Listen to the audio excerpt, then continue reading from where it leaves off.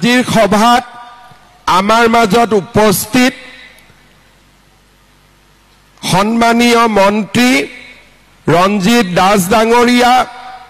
মন্ত্ৰী যোগেন মোহন ডাঙৰীয়া, প্ৰশান্ত ফুকন ডাঙৰীয়া, বিমল বৰা ডাঙৰীয়া, বিধায়ক বিনোদ হাজৰিকা ডাঙৰীয়া, তেৰছ গোৱালা ডাঙৰীয়া, পুনাকন বৰুৱা ডাঙৰীয়া, তৰংগ গগৈ ডাঙৰীয়া, সৈকত পাত্ৰ ডাঙৰীয়া, অসীম হাজৰিকা ডাঙৰীয়া, পুষ্পাঞ্জলি সোণোৱাল ডাঙৰীয়ানী, টংকেশ্বৰ সোণোৱাল ডাঙৰীয়া, ডেভিড চেতিয়া ডাঙৰীয়া, জিলা আয়ুক্ত বিক্ৰম কৈৰী ডাঙৰীয়া, কুন্তলমণি শৰ্মা বৰদলৈ ডাঙৰীয়াকে আদি কৰি মঞ্চত উপবিষ্ট বিশিষ্ট ব্যক্তিসকল, আই মাতৃসকল আৰু যুৱক যুৱতী বন্ধু বান্ধৱীসকল, যদিও আজিৰ সভাত যুৱক অহা নাই, কাৰণ আজি আমাৰ এই সভাখন মহিলাসকলৰ কাৰণে আৰু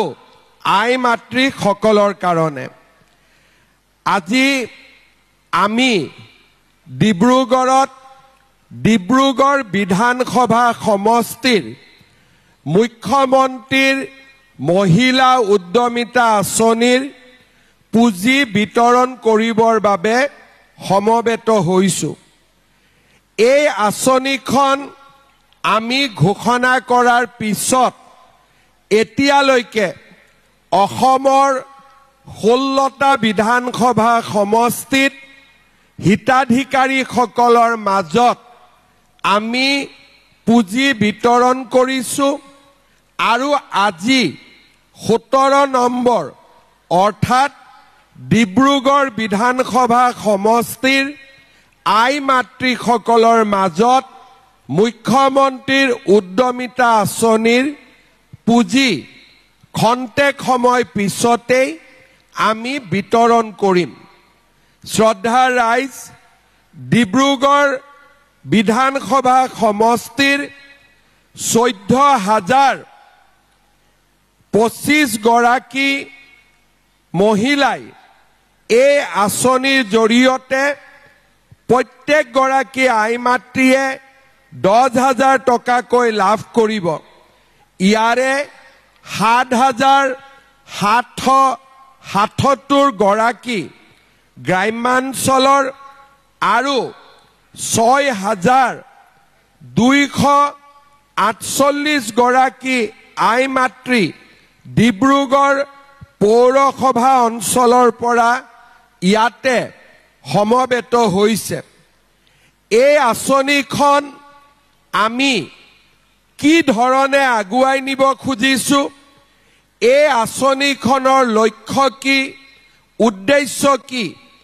তাক যাতে আমি সকলোকে জনাব পাৰোঁ, তাৰ কাৰণে আমি সুকীয়াকৈ সভা অনুষ্ঠিত কৰিছোঁ। অৰুণোদয় আঁচনি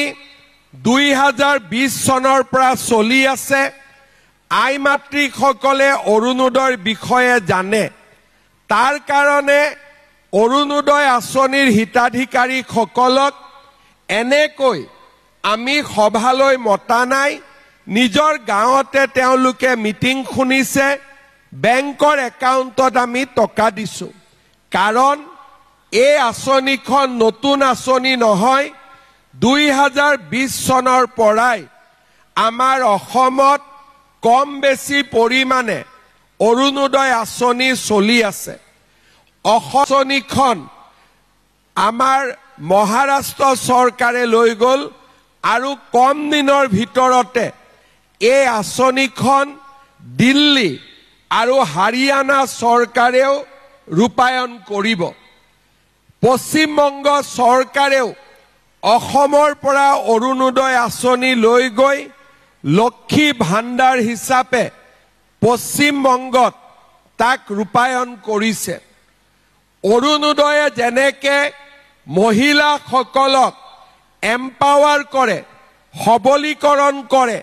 নাৰী শক্তিক সন্মান কৰে, ঠিক তেনেদৰে আমি নতুন এখন আঁচনি আৰম্ভ কৰিছিলোঁ। এই আঁচনিখন হ'ল মুখ্যমন্ত্ৰীৰ মহিলা উদ্যমিতা আঁচনি।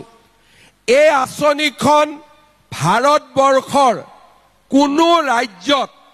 আজিলৈকে ৰূপায়ণ হোৱা নাই। মাত্ৰ কেইদিনমান আগতে বিহাৰে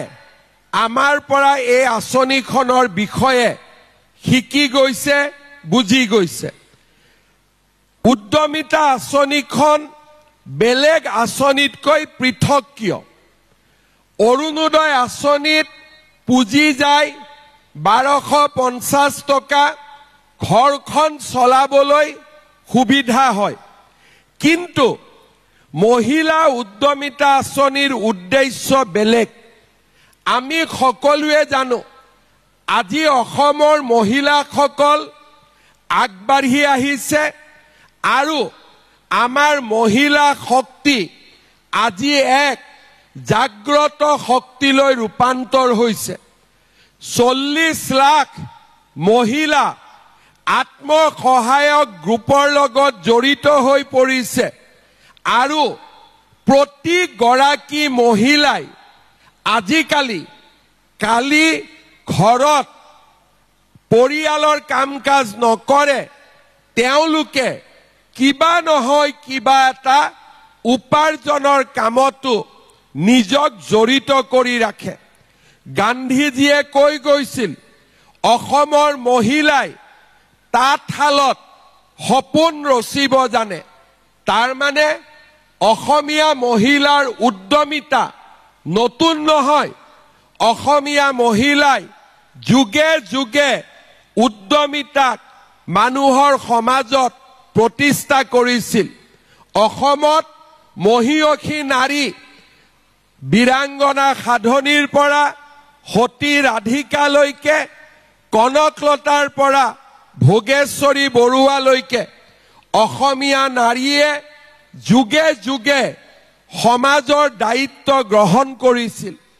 আধুনিক যুগত আত্মসহায়ক গোটৰ গঠনৰ লগে লগে অসমীয়া মহিলাৰ মাজত এক নৱজাগৰণৰ সৃষ্টি হয়। মহিলাসকলে গ্ৰুপৰ মিটিং কৰা আৰম্ভ কৰে। মহিলাসকলে আত্মসহায়ক গোট নিৰ্মাণ কৰে। CLF, VO, জীৱিকা সখী, বেংক সখী, পশু সখী, আজি আমাৰ এটা মহিলাসকলক লৈয়ে অৰ্থনীতিৰ এটা সমান্তৰাল গতি নিৰ্মাণ হৈছে। আজি আপোনালোকে জানি ভাল পাব আৰু বহুতে আচৰিত হ'ব যে আমাৰ মহিলাই বেংকৰ পৰা যি লোন লয় গ্ৰুপৰ নামত, তাৰ 99% লোন মহিলাসকলে উভতাই দিয়ে আৰু আজি তাৰ কাৰণে বেংকে মহিলাসকলক বেছিকৈ লোন দিব বিচাৰে। আজি আমাৰ অসমৰ মহিলাই 40 লাখ আত্মসহায়ক গোটত জড়িত হৈছে আৰু 4 লাখ আত্মসহায়ক গোট আজি আমাৰ মাজত সক্ৰিয় হৈ আছে। আজি প্ৰধানমন্ত্ৰী নৰেন্দ্ৰ মোদী ডাঙৰীয়াই এটা সপোন দেখিছিলে যে আমাৰ মহিলাসকলে গ্ৰুপত আছে, মহিলাসকল আগবাঢ়ি গৈছে, কিন্তু আমি মহিলাসকলক আৰু কিমান আগবঢ়াব পাৰোঁ। মোৰ মনত আছে যোৰহাটত প্ৰধানমন্ত্ৰী ডাঙৰীয়া আহিছিলে আৰু তেখেতে কৈছিলে যে ভাৰতবৰ্ষৰ 3 কোটি মহিলাক আমি লাখপতি বাইদেউ নিৰ্মাণ কৰিম। কিমান মহিলাক নিৰ্মাণ কৰিম? 3 কোটি মহিলাক আমি লাখপতি বাইদেউ হিচাপে নিৰ্মাণ কৰিম। মোৰ প্ৰধানমন্ত্ৰী ডাঙৰীয়াক যেতিয়া মই মিটিঙত শুনি আছিলোঁ, তেতিয়া মই ভাবিছিলোঁ যদি দেশত 3 কোটি মহিলা লাখপতি হ'ব পাৰে, আমাৰ অসমৰ 40 লাখ মহিলাক আমি লাখপতি কৰিব সহায় কৰিব পাৰো নে নোৱাৰো মই আপোনালোকক এটা সৰু উদাহৰণ দিম আমাৰ ডিব্ৰুগড় জিলাৰ লাহুৱাল উন্নয়ন খণ্ডৰ গংগোত্ৰী CLFৰ অধীনত সোণালী আত্মসহায়ক গোট এটা আছিল এই গোটত এগৰাকী মহিলা আছিল সেই মহিলাগৰাকীৰ নাম হৈছে মনীষা গগৈ নেওগ তেওঁ 2018 চনত কোনো পুঁজি নোহোৱাকৈ নিজৰ ঘৰতে সৰুকৈ ধূপকাঠি বনোৱা এটা প্ৰতিষ্ঠান আৰম্ভ কৰিছিল আজি তেওঁ লাহে লাহে আগবাঢ়ি গৈ আজি তেখেতে প্ৰতি মাহে 20,000ৰ পৰা 30,000 টকা উৎপাদন কৰে তাৰ মানে এগৰাকী মহিলা যাৰ হাতত এটা টকাও নাছিলে আজি 20,000ৰ পৰা 30,000 টকা নিজে উৎপাদন কৰে সেইটো CLFৰে আৰু এনেকুৱা বহু কেইটা উদাহৰণ আছে দীপালী খনিকৰ তেখেতে লাহে লাহে আজি 17টা ছাগলী আৰু 50টা কুকুৰা লগত লৈ ব্যৱসায় কৰি আজি বছৰি 1.5 লাখ টকাৰ উপাৰ্জন কৰিবলৈ সক্ষম হৈছে এই উদাহৰণ কোনো বিহাৰৰ নহয় মহাৰাষ্ট্ৰৰ নহয় এই উদাহৰণ আপোনালোকৰ কাষতে থকা লাহুৱাল বিধানসভা সমষ্টিৰ তাৰ মানে মইতো বহুতৰ কথা নাজানো আমাৰ মাজতো আজি ইয়াত হয়তো বহুত মহিলা আছে যোনে নীৰৱে কাম কৰি গৈছে আৰু ঘৰখনক পৰিচালনা কৰিবৰ বাবে স্বামীক সহায় কৰিছে লৰা ছোৱালীক শিক্ষিত কৰিছে আৰু অসমৰ নাৰী সমাজে আজি আমাৰ জাতিটোক প্ৰাণবন্ত কৰি ৰাখিছে জীৱন্ত কৰি ৰাখিছে মহিলা উদ্যমিতা আঁচনি অসমৰ মাতৃ জাতিৰ প্ৰতি আমাৰ সন্মানৰ চিন আপোনালোকৰ প্ৰতি থকা আমাৰ মৰম আদৰ আৰু সন্মানৰ চিন যেতিয়া এই আঁচনি আমি আৰম্ভ কৰিছিলো ফৰ্ম বিলাক বিতৰণ হৈছিল কংগ্ৰেছৰ মানুহসকলে কৈছিল যে কেনেকে হ'ব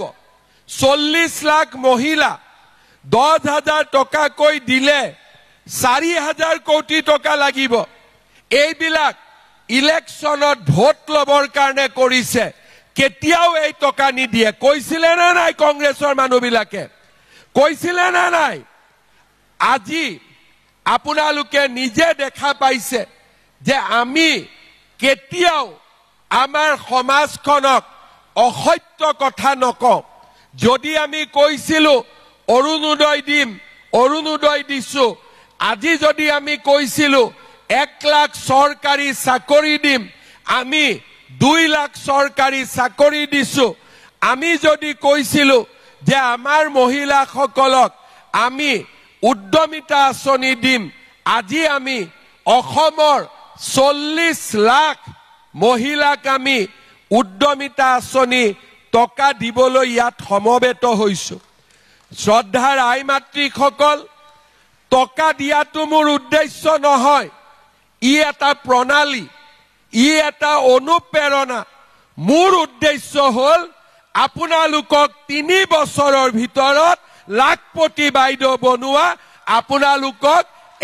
একো গৰাকী লাখপতি বাইদেউ হিচাপে নিৰ্মাণ কৰা আমি কেনেকে আগুৱাই যাম আজি আমি আপোনালোকক টকা দিবৰ কাৰণে মতা নাই আমি আপোনালোকক উদ্যমিতা আঁচনিৰ পৰৱৰ্তী কেনেকে আমি আগবাঢ়ি যাম তাৰ বিষয়ে আপোনালোকক মই নিজে যাতে ক'ব পাৰো তাৰ কাৰণে মই আপোনালোকৰ মাজত আহিছো 1 ঘণ্টা পিছত আপোনালোকে এখন চেক পাব 10,000 টকাৰ আৰু 10,000 টকাৰ চেকখন পোৱাৰ লগে লগে কালি আমি এটা ধুনীয়া মোবাইল কিনি লম হ'ব হব না নহব মোবাইলটো থাকিলে ফেসবুক কৰিব পাৰিম ৰীল বনাব পাৰিম আমি মোবাইল কিনিম না নিকিনিম নিকিনে তাৰ মানে আমি সকলোৱে জানো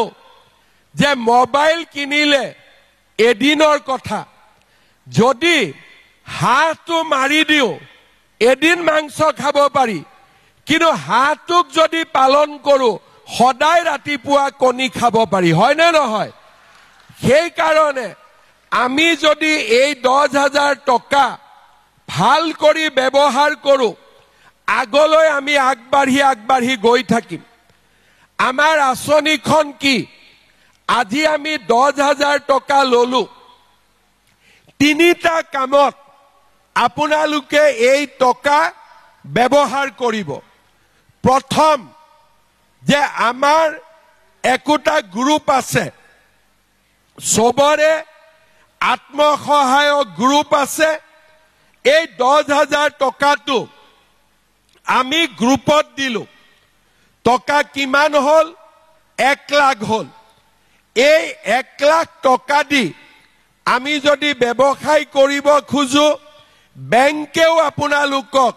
আৰু লোন দিব গতিকে প্ৰথম আমি চিন্তা কৰিম যে আমাৰ এই টকাটো গ্ৰুপত দি গ্ৰুপৰ জৰিয়তে আমি ব্যৱসায় কৰিব পাৰো নেকি দ্বিতীয়তে যে নহয় মই গ্ৰুপত নিদিও কাৰণ গ্ৰুপত ৰিভলভিং ফান্ড পাইছো দুদিন পিছত গ্ৰুপৰ পৰা আমি বেংকৰ লোন পামেই গতিকে এই টকাটো আমি গ্ৰুপত নিদিও কোনো আপত্তি নাই আপোনালোকে কি কৰিব এই টকাটো দি কিবা এটা ভাল কাম কৰিব তাঁতশাল আছে তাঁতশাল হওক পিঠাপনা আছে পিঠাপনা হওক ঘৰত আপোনালোকৰ চিলাইৰ কাম আছে আৰু এটা মেচিন কিনি লওক ঘৰত হাঁহ কুকুৰা গাহৰিৰ কাম আছে দুটা গাহৰি আৰু বেছিকৈ কিনি লওক কোনো আপত্তি নাই তৃতীয়তে আৰু এটা ভাল কাম আমি কৰিব পাৰো যে ডিব্ৰুগড়ত মোৰ হাজবেণ্ডৰ ধুনীয়া এখন দোকান আছে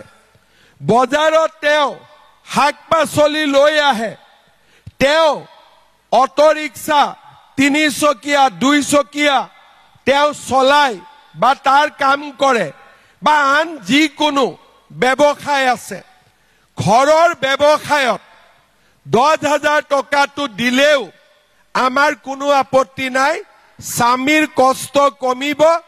আপোনালোকে 10,000 টকাটো ঘৰৰ ব্যৱসায়ত লগাই দিয়ক জড়িত কৰক তিনটা 1 নম্বৰ গ্ৰুপত দিয়ক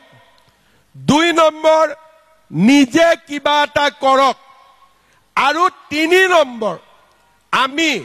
নিজৰ স্বামীৰ লগত লগ লাগি আমি ঘৰৰ ব্যৱসায়টোক আমি আগুৱাই লৈ যাম 6 মাহ পিছত আমি আপোনালোকৰ মাজত আহিম আৰু আমি আপোনালোকক খুধিম যে 1 নম্বৰটো কৰিলে নে 2 নম্বৰটো কৰিলে নে 3 নম্বৰটো কৰিলে যদি আমি দেখা পাও যে আপোনালোকে 1 নম্বৰ কৰিছে নহলে 2 নম্বৰ কৰিছে নহলে 3 নম্বৰ স্বামীৰ লগত মিলি টকাটো আপোনালোকে ব্যৱসায়ত লগাইছে আমি আপোনালোকক দ্বিতীয় বছৰত আকৌ 25,000 টকা আমি আপোনালোকক আগবঢ়াম কিমান আগবঢ়াম সকলোৱে নিজা ডাঙৰ কৰি কক তেতিয়া আমি 25,000 লবৰ কাৰণে ইচ্ছা থাকিব কিমান আমি আগবঢ়াম 25,000 টো কওঁতে মনত এটা সংকল্পও সোমাই গল যে আমি অহাবাৰ 25,000 লব ইয়াত আহিম আকৌ এবাৰ কক কিমান পাম আমি এতিয়া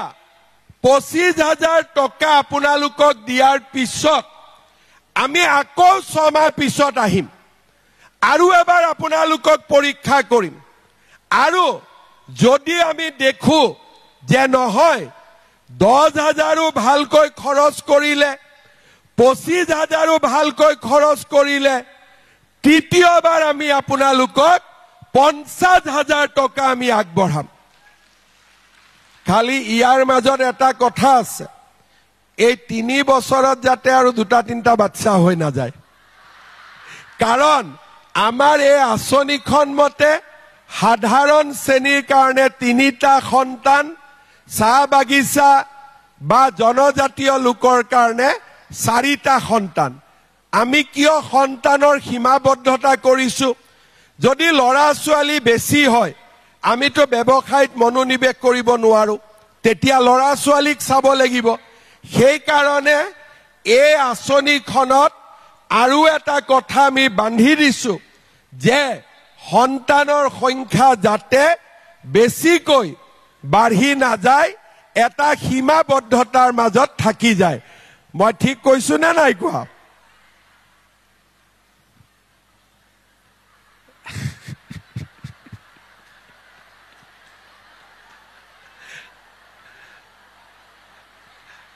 মোৰ কথাটো মনত ৰাখিব আৰু বেছি নকওঁ আৰু হ'ব যি নহক এতিয়া এই 10,000 25,000 50,000 এই তিনিওটা পুঁজি আমি যদি লগাও সমান্তৰাল ভাৱে যদি আমি কাম কৰি থাকিব পাৰো ডিব্ৰুগড়ত এই 14,000 মহিলাৰ অতি কমেও 7,000 মহিলা লাখপতি বাইদলৈকে ৰূপান্তৰ হ'বই মোৰ বিশ্বাস আছে শ্ৰদ্ধা ৰাইজ কিমানৰ ৰেচন কাৰ্ড আছে হাত দাঙকচোন সকলোৰে আছে কিমানৰ ৰেচন কাৰ্ড নাই হাত দাঙকচোন আচ্ছা প্ৰশান্ত দা এই পৰিয়ালসকলৰ ৰেচন কাৰ্ড নাই দিয়াৰ দায়িত্ব আপোনাৰ ঠিক আছে যাৰ যাৰ আপোনালোকৰ মাজত ৰেচন কাৰ্ড নাই প্ৰশান্ত দাক এপ্লিকেশ্যন এখন দি দিব হ'ব ঠিক আছে এতিয়া মই ৰেচন কাৰ্ডৰ কথাটো কিয় সুধিলো আসলতে এই গোটেই আঁচনিবিলাকক আপোনালোকে এটা বুলি নাভাবিব এই আঁচনিবিলাক যাতে সফল হয় তাৰ কাৰণে আমি এটাৰ পিছত এটা আঁচনি আনিছো যাতে এখন আঁচনিয়ে আন এখন আঁচনিৰ পৰিপূৰক হ'ব পাৰে আজি আপোনালোকে চাওক মহিলা উদ্যমিতা পালো লগত আমি অৰুণোদয় আঁচনিও লাভ কৰিলো 1250 টকা অৰুণোদয়ত পালো এইবাৰৰ পৰা অৰুণোদয় পৰিয়ালে যদি ৰন্ধন গেছৰ সিলিন্ডাৰ কিনে আমি নতুনকৈ আৰু 250 টকা আই মাতৃসকলৰ বেংক একাউণ্টত দিম তাৰ মানে গেছৰ দাম কিমান কমি আহিলে 950 টকাৰ পৰা 750 550 টকাৰ পৰা 300 ঘৰ এখন চলিবৰ হলে আটাইতকৈ খৰচ ক'ত আহে লৰা ছোৱালীৰ শিক্ষাত আজি আমাৰ চৰকাৰে কি কৰিছে লৰা ছোৱালীক আমি বিনামূলীয়া পাঠ্যপুথি দিছো লৰা ছোৱালীক আমি বিনামূলীয়া ইউনিফৰ্ম দিছো লৰা ছোৱালীক আমি বিনামূলীয়া মধ্যাহ্ন আহাৰৰ ব্যৱস্থা কৰিছো আৰু কলেজত পালে হায়াৰ সেকেন্ডাৰীত পালে লৰা ছোৱালীৰ এডমিশনৰ দায়িত্ব চৰকাৰে নিজৰ মূৰৰ ওপৰত লৈছে তাৰ মানে লৰা ছোৱালীৰ শিক্ষাৰ বাবে আজি আমাৰ সমাজে আমাৰ পিতৃ মাতৃ সকলে আগতকৈ কম টকা খৰচ কৰিব লাগে এই মাহৰ পৰা নিযুত মইনা আঁচনি আৰম্ভ হ'ব কলেজত গলে ছোৱালী সকলে মাহত 1000 1250 আৰু 2400 টকা ইউনিভাৰ্চিটিত গলে 2500 টকাকৈ মাহত চৰকাৰৰ পৰা পাব চৰকাৰৰ পৰা পোৱা মানে কি যদি আপোনালোকৰ লৰা ছোৱালী যদি ডিব্ৰুগড়ত পঢ়ে কানৈ কলেজত পঢ়ে আহা যোৱা ভাড়া দিব লাগিলে হেতেন এতিয়া চৰকাৰে 1250 দিছে কষ্ট কাৰ কমিলে দেউতাক মাকৰ কষ্ট কমিলে এতিয়া 1 নৱেম্বৰৰ পৰা আমি আপোনালোকক চাউলৰ লগতে আমি আপোনালোকক দালিও কম দামত দিম চেনিও কম দামত দিম নিমখো কম দামত দিম এতিয়া মাজে মাজে কংগ্ৰেছৰ মানুহবিলাকে মোক ফেসবুকত হাঁহি থাকে মামাই দালি দিব দালিৰে ৰাজনীতি কৰিব চেনিৰে কৰিব মিঠাতেলৰে কৰিব গেছে কৰিব কংগ্ৰেছৰ মানুহবিলাকৰ ঘৰত বহুত টকা আছে কিন্তু দুখীয়া মানুহে বুজি পায় মহিলা উদ্যমিতাৰ প্ৰয়োজনীয়তা কিমান দুখীয়া মানুহে বুজি পায় চাউল দালিৰ প্ৰয়োজনীয়তা কিমান আজি যদি এদিন যদি মই চাউল বন্ধ কৰি দিও এদিন যদি অৰুণোদয় বন্ধ কৰি দিও তেতিয়া এদিন যদি নামভৰ্তি টকা বন্ধ কৰি দিও এদিন যদি নিযুত মইনাৰ টকা বন্ধ কৰি দিও দুখীয়া মানুহবিলাকে কিমান অন্তৰত দুখ পাব তাক কংগ্ৰেছে বুজিব নোৱাৰে তাক অকল মানুহৰ লগত থাকি ৰাজনীতি কৰা মানুহে বুজি পাব আজি কংগ্ৰেছৰ মানুহবিলাকে কয় মামাই মিঠাতেলৰ কথা কয় আমি মিঠাতেলৰ কাম কথা কওঁ কিন্তু কংগ্ৰেছৰ সভাপতিৰ লৰা ছোৱালীয়ে ইংলেণ্ডত থাকে ইংলেণ্ডত মানুহে মিঠাতেল নাখায় সানফ্লাৱাৰ তেল খায় গতিকে তেও মিঠাতেলৰ মূল্য বুজি নাপাব মিঠাতেলৰ মূল্য কোনে বুজি পাব আমাৰ গাঁৱৰ আমাৰ অসমীয়া মহিলাই বুজি পাব যে মিঠাতেল খেনি কিনুতে দেউতাকে কিমান পৰিশ্ৰম কৰিব লাগে যেতিয়া 1 লিটাৰ মিঠাতেল কিনিব লাগে ঘৰত যেতিয়া পৰিবাৰে স্বামীক কয় আজি মোৰ মিঠাতেল নাই 100 টকা দিয়া মিঠাতেল কিনিব লাগে স্বামীৰ কিমান কষ্ট হয় তাক পত্নীয়ে বুজি পাব পাৰে তাক কংগ্ৰেছৰ নেতাবিলাকে বুজি পাব নোৱাৰে কংগ্ৰেছৰ কাৰণে কি দালি নালাগে মিঠাতেল নালাগে কংগ্ৰেছক অৰুণোদয় নালাগে কংগ্ৰেছক মহিলা উদ্যমিতা নালাগে কংগ্ৰেছক কি লাগে লুঙি লাগে ধুতি লাগে খুটা লাগে কম্বল লাগে এইটো হল কংগ্ৰেছ আজি আপোনালোকে বিচাৰ কৰিব মই অৰুণোদয় দি আপোনালোকক ভুল কৰিছো নেকি মহিলা উদ্যমিতা দি মই ভুল কৰিছো নেকি গেছৰ সিলিন্ডাৰৰ দাম কমাই মই ভুল কৰিছো নেকি নিযুত মইনা দি মই ভুল কৰিছো নেকি আজি আপোনালোকক মই মিটিঙত মাতি ট্ৰাকৰ ওপৰৰ পৰা খুটা দলিওৱা ৰাজনীতি কৰা নাই ভোটৰ নামত মই লুঙিৰ ৰাজনীতি কৰা নাই মই অসমৰ 40 লাখ মহিলাক লাখপতি বাইদেউ বনাবৰ কাৰণে মই কষ্ট কৰিছো সংগ্ৰাম কৰিছো প্ৰতিটো দিন প্ৰতিটো মুহূৰ্ত অসমৰ দৰে দুখীয়া ৰাজ্য এখনত হাজাৰ হাজাৰ কোটি টকা সঞ্চয় কৰি মোৰ মা সকলৰ বাবে মই আজি বিলাই দিব পাৰিছো তাতে মোৰ সফলতা মই ভাবো যে এইখিনি কাম যদি কংগ্ৰেছে কৰিলেহেঁতেন আমাৰ অসমৰ পৰা দৰিদ্ৰতা কেতিয়াবাই নোহোৱা হৈ গলহেঁতেন আমাৰ অসমখন ভাৰতবৰ্ষৰ 5খন ৰাজ্যৰ ভিতৰত কেতিয়াবাই আজি আমাৰ নাম থাকিব পাৰিলেহেঁতেন আজি ৰাতিপুৱা এডিআৰই পৰীক্ষাৰ ৰিজাল্ট দিছে মই যেতিয়া ইলেকশ্যনত কৈছিলো যে 1 লাখ লৰা ছোৱালীক চাকৰি দিম তেওঁলোকে ভাবিছিল যে হিমন্ত বিশ্ব শৰ্মাই নোৱাৰিব এইবাৰ ফসি যাব 1 লাখক মই 2 লাখলৈকে লৈ গলো এটকা নিদিয়াকৈ আজি লৰা ছোৱালীয়ে চাকৰি পাইছে আজি আমি আমাৰ ৰাজ্যখনৰ জীৱনলৈ পৰিৱৰ্তন আনিছো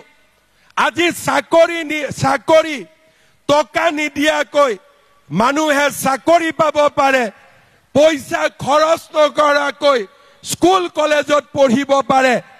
আৰু চৰকাৰৰ সহায়ত পৰিয়ালটো সুন্দৰ কৰি চলাব পাৰে সেপ্টেম্বৰ আগষ্ট মাহত যেতিয়া অৰুণোদয় আঁচনিৰ নিৰ্বাচন চলি আছিলে, মানুহে টকা পোৱা নাছিলে, কিমান মোলৈকে মেছেজ যে মামা ঘৰ চলাব দিগদাৰী হৈছে, সোনকালে অৰুণোদয় দি দিয়ক। আজি আপোনালোকে এই 10,000 টকাটো নোপোৱালৈকে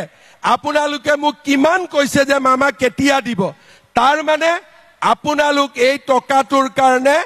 আগ্ৰহেৰে ৰখি আছিলে। কোন আহিব 6টা বজাত মিটিঙলৈকে? আপোনালোকে কৈছে যে আজি 6টা 7টা বজাতে মিটিঙলৈকে আহিছে। কিয় আহিছে? আপোনালোকে কিবা এটা কৰিব বিচাৰে, আপোনালোকেও 8-10 জনৰ দৰে আগবাঢ়ি যাব বিচাৰে, হয়নে নহয়? আৰু সেই কাৰণে আমি সানফ্লাৱাৰ তেল নাখাওঁ, আমি মিঠাতেলে খাম। আমাৰ দেউতা মাই আমাক মিঠাতেল খুৱাই ডাঙৰ কৰিছে। আমি দালিয়ে খাম, আমি পেস্তা খাবৰ কাৰণে আমাৰ সময় নাই, আমি চেনি দিয়ে চাহ একাপ খাম, কাৰণ আমি অসমীয়া মানুহ, এনেকৈ আমাৰ জীৱন আগবাঢ়ি গৈ আছে। শ্ৰদ্ধাৰ ৰাইজ, অসমখনক ধুনীয়া কৰা, সকলো ফালৰ পৰা অসমখনক আগবঢ়াই লৈ যোৱা, মোৰ আই মাতৃসকলক সেৱা কৰা আৰু অসমৰ দুখীয়া আৰু মধ্যবিত্ত সমাজখনক